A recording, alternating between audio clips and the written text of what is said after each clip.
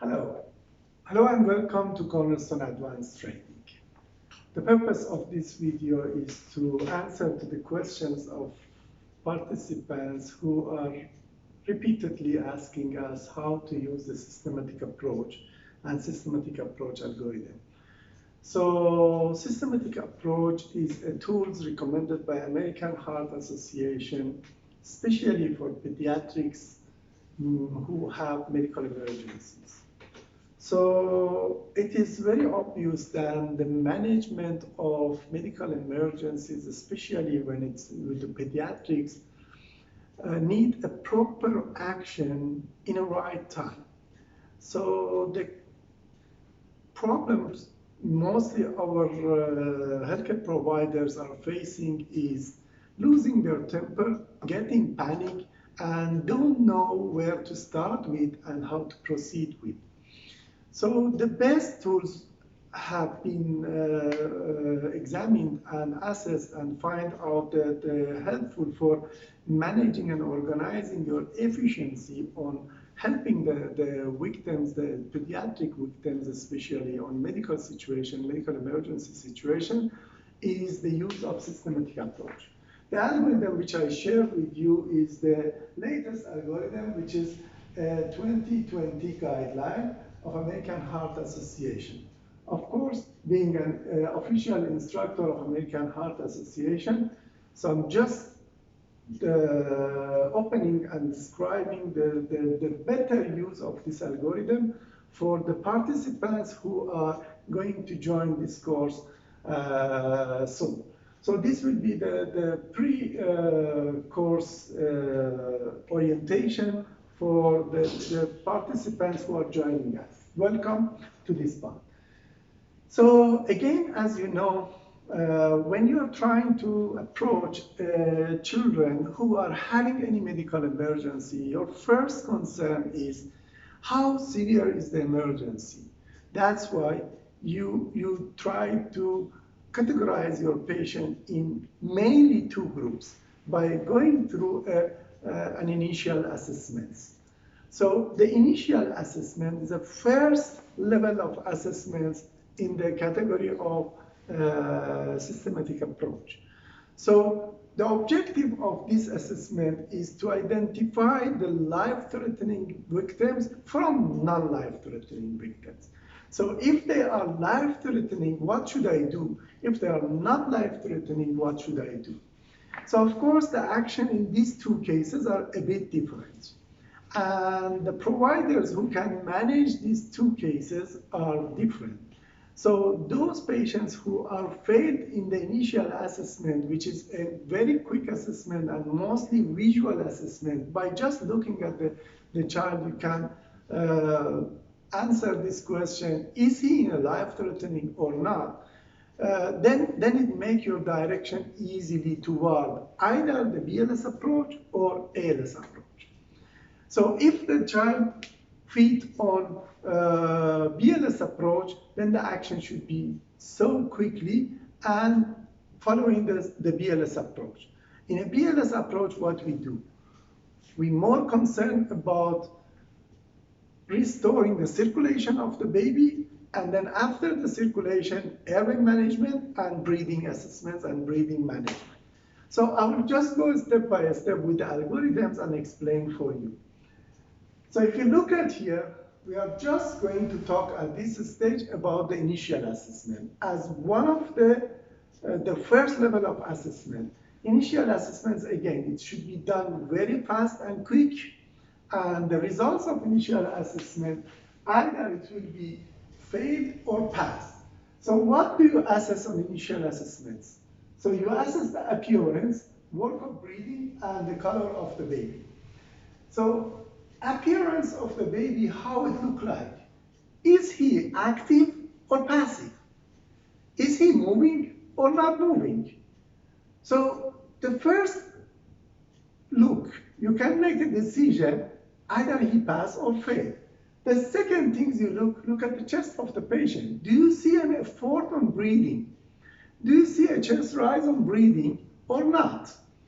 And the third thing you look at the color, which represent the circulations. By seeing the color, you can say, is the circulation acceptable or not? These three quick assessments can determine your action. So the answer to these questions might come down to the next box, which says, is child unresponsive or immediate intervention is needed or not? If the child looks like unresponsive, so immediate intervention is needed, then I will come down. So what do you do next? Like a PLS, shout for nearby help. Anyway, if you are thinking the patient is not responsive, you need help. So then activate the emergency response system and don't wait for the emergency response system. When the emergency response system are on the way, you proceed with your assessments. What do you check next?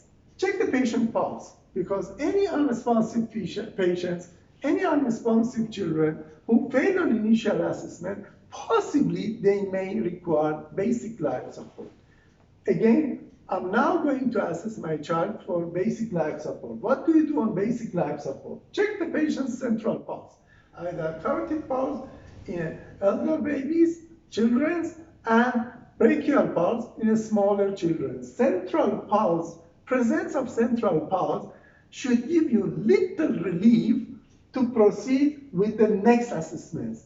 Absence of central pulse should take you to the next action, which is Bfs Cpr. So if the pulse, the central pulse is completely absent, I have to start with the chest compression, which required high quality chest compression and airway management and breathing by the rate and ratio which has been described since 2015, and it did not change in 2020 for the basic life support when the CPR needed, means compression along with the ventilation. So there is no much different changes on the 2020 guideline versus 2015 guideline for the BLS, which required compression and ventilation both. So in this case, if I'm alone, I would provide 30 compression to 2 ventilation, and if the second person join me, will provide 15 compression and 2 ventilation until the advanced life support team arrive, and then we will move forward. If the child become intubated after that during the advanced airway, advanced life support management, then the rate and ratio of ventilation will change, which we are not going to talk about that. Let's go back and say, hopefully your child will have PALS. If the child will have PALS, again, we have two conditions. So the breathing, now my concern is about the breathing. Is the breathing adequate, look like, or not? If the breathing is not normal, but PALS is felt, so I may come down to the next process here. If the breathing look adequate in terms of rate, depth, and regularity, then I may go to the next step, which is again giving me a little bit more relief than here. So here, let's talk about this case, the one who has PALS and inadequate breathing, no normal breathing. The breathing might be labored or slow in rate. So what is the best action for the babies who has PALS, but the breathing is labored or slow in the rate of breathing? So we try our best to improve the rate of breathing and the quality of breathing with supplementary oxygen and possibly mechanical ventilation. So first we have to maintain the airway. Make sure the breath you deliver, it goes to the chest, to the lung. That is the most common cause of respiratory arrest. The baby has blocked his airway because of choking or because of foreign body aspiration. In that case, looking at the mouth, make sure the airway is open by C is the first action. If you don't see any object which is blocking the airway, you can proceed with the rescue breath. Try to deliver the rescue breath to the baby, possibly with additional oxygen. Even if you don't have the oxygen, the ventilating the child with air is enough. And of course, we'll If possible, we'll monitor the pulse oximetry by another person. So we should provide this action for about 2 minutes with adequate ventilation. And we'll reassess the child after 2 minutes for the pulse rate. Did the pulse rate improve or not? Did he return back to the spontaneous circulation or not? If the pulse rate, despite of oxygenation and ventilation, still remain less than 60, after 2 minutes, supportive ventilation and proper airway management, still the pulse rate remain less than 60, again we have to go back to CPR. Means we will add chest compression to our ventilation. This is the area of common mistakes.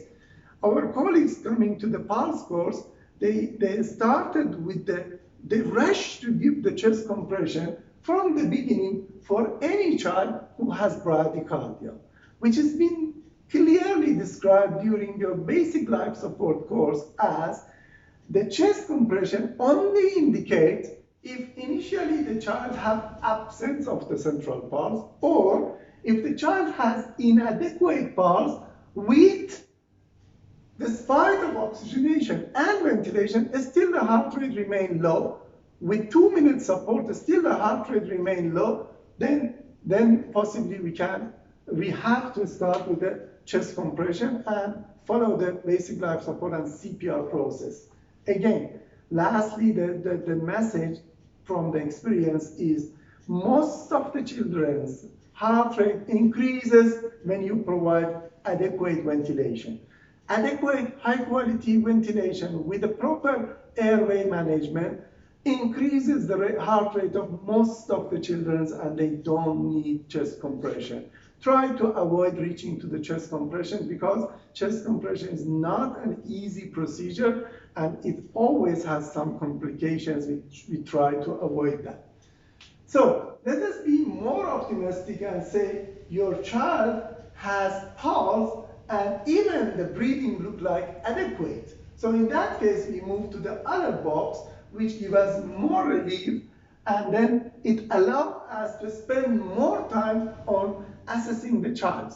So in that case, we will follow the ABCDs assessments, which is categorized under name of primary assessments. On primary assessments, first of all, my approach is A, B, C, D, E. And on each one of these steps, I spend more time and deeper assessments in order to identify which system is causing problem for the patients.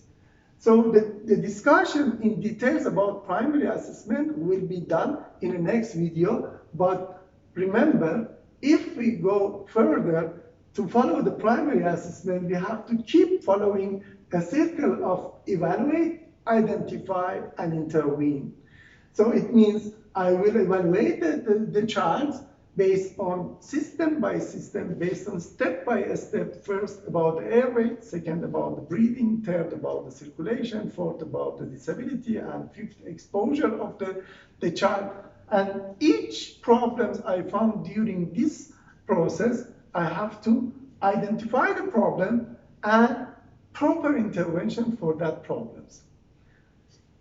The last message on this video is managing the medical emergency of the children is our responsibility. In the scope of pediatric advanced life support, my job is different than the clinical visit. So when the child comes to visit the hospital with the parents to complain about cough and cold and the other problems, the child is absolutely normal, having just small problems and seeking the pediatrician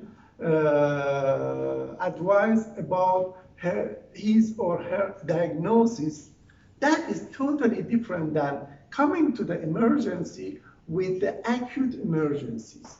In acute emergencies, we don't have much time to spend with finding the diagnosis of the patient. And identifying the diagnosis of the patient is not my first concern, by the way.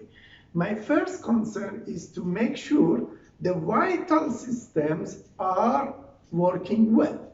And if they are not working well, what should I do for that? This is called problem solving. And I cannot solve the problem unless I identify the problems. And I cannot identify the problems unless I do the assessments.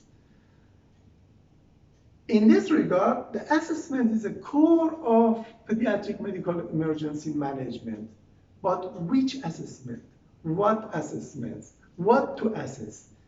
The first assessment, second assessment, and third assessment, who is going to tell me which one has the priority? Which one has the higher priority? Which one has the lower priority? This is what American Heart Association make my life easy, make your life easy by offering the systematic approach, using a systematic approach, prioritizing your assessments in different categories: initial assessments, primary assessments, secondary assessments, and tertiary assessments. We have just covered initial assessments of the pediatric emergencies, and we are going to show you and talk about this primary assessment in the next video.